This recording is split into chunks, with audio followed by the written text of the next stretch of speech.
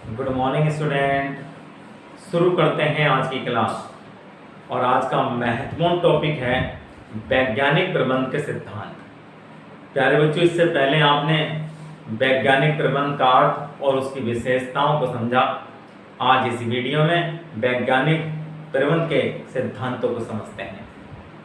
प्यारे बच्चों, F.W. Taylor द्वारा प्रतिपादित वैज्ञानिक प्रबंध के सिद्धांत प्रबंध में महत्वपूर्ण भूमिका निभाते हैं।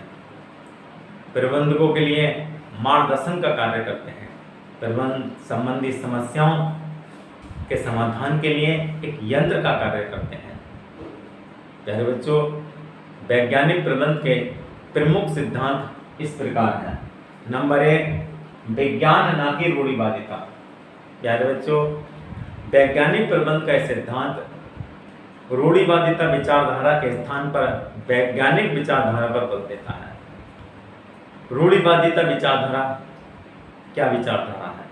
प्यारे बच्चों, जब हम पुरानी विचारधारा, पुरानी प्रथाओं, परंपराओं, आस्थाओं को अपनाते हैं तो इसे रूढ़िवादिता विचारधारा कहते हैं। और जब हम नई वैज्ञानिक विधियों को अपनाते हैं तो इसे वैज्ञानिक विचारधारा कहते हैं। तो प्यारे बच्चों, वैज्ञानिक प्रबंध का सिद्धांत वैज्ञानिक विधियों के प्रयोग व उनके विकास पर बल देता है।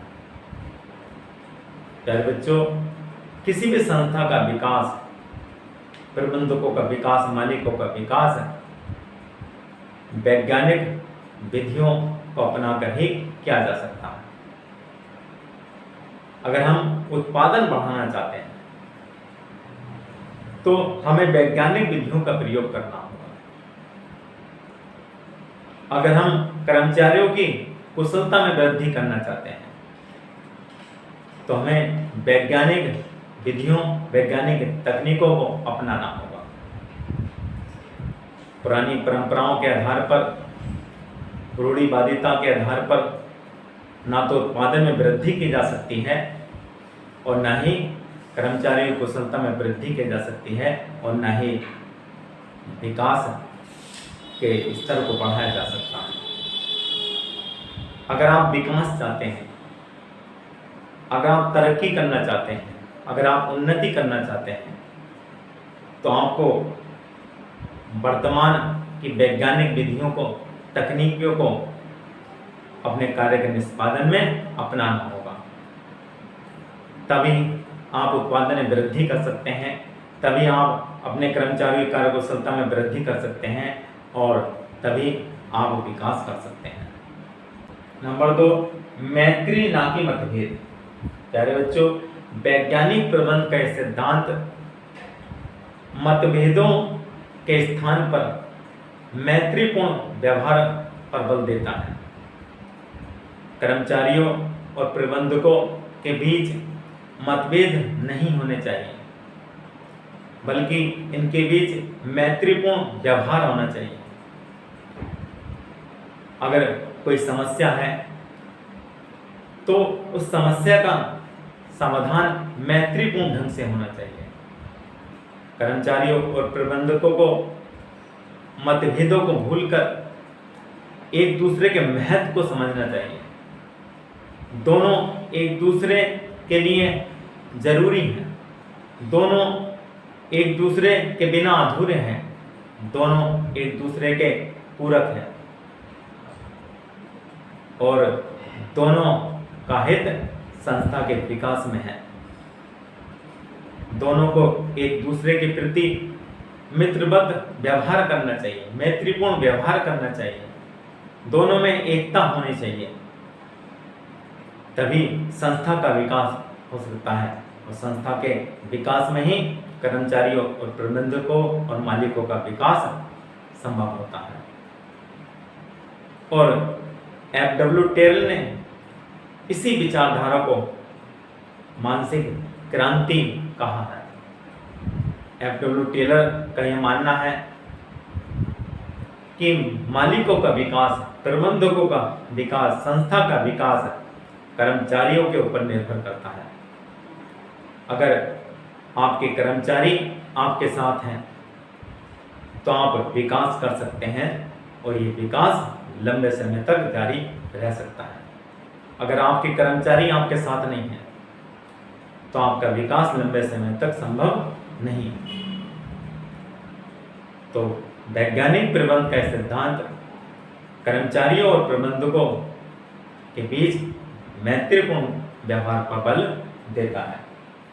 नंबर 3, सहयोग न कि व्यक्तिगत वाद।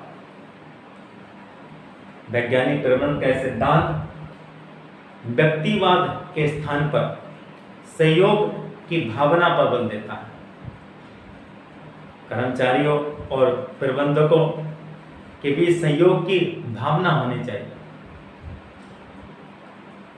एक दूसरे के हित को ध्यान में रखना चाहिए। प्रबंधकों को चाहिए कि उन्हें उचित पारिश्रमिक मिले और संस्था के लाभों में कर्मचारियों की हिस्सेदारी, और कर्मचारियों को ये चाहिए कि संस्था के विकास के लिए अधिक से अधिक उत्पादन के लिए पूर्ण मेहनत और ईमानदारी से कार्य करें, क्योंकि संस्था के विकास में ही सबका विकास है। एक दूसरे का सहयोग ही संस्था के विकास को संभव बनाता है। नंबर 4, अधिकतम कुशलता व विकास। प्यारे बच्चों, वैज्ञानिक प्रबंधन का यह सिद्धांत कर्मचारियों की कुशलता में वृद्धि पर बल देता है। किसी संस्था का विकास, मालिकों का विकास, प्रबंधकों का विकास कर्मचारियों के ऊपर निर्भर करता है, और कर्मचारियों की कुशलता में वृद्धि करके ही कर्मचारियों का विकास किया जा सकता है, प्रबंधकों का विकास किया जा सकता है, मालिकों का विकास किया जा सकता है, संस्था का विकास किया जा सकता है। और वैज्ञानिक प्रबंधन विशेष तौर पर कर्मचारियों की समस्या के समाधान के लिए कर्मचारियों की कुशलता में वृद्धि पर बल देता है। वैज्ञानिक विधियों द्वारा कर्मचारियों का चयन किया जाना चाहिए, उनकी योग्यता के अनुसार कार्य का बंटवारा किया जाना चाहिए। नई नई विधियों द्वारा, नई नई तकनीकों द्वारा कर्मचारियों का प्रशिक्षण दिया जाना चाहिए। तो प्यारे बच्चों, इस प्रकार ये वैज्ञानिक प्रबंधन के प्रमुख सिद्धांत हैं जो प्रबंधन के कार्यों में महत्वपूर्ण भूमिका निभाते हैं, जो प्रबंधकों का मार्गदर्शन करते हैं और प्रबंधन संबंधी समस्याओं का निस्तारण करते हैं। इस प्रकार आज आपको अच्छी तरह से समझ में आ गया होगा कि वैज्ञानिक प्रबंधन के प्रमुख सिद्धांत कौन कौन से हैं। अगर कोई बात आपकी समझ में नहीं आती है तो आप कमेंट में लिख सकते हैं।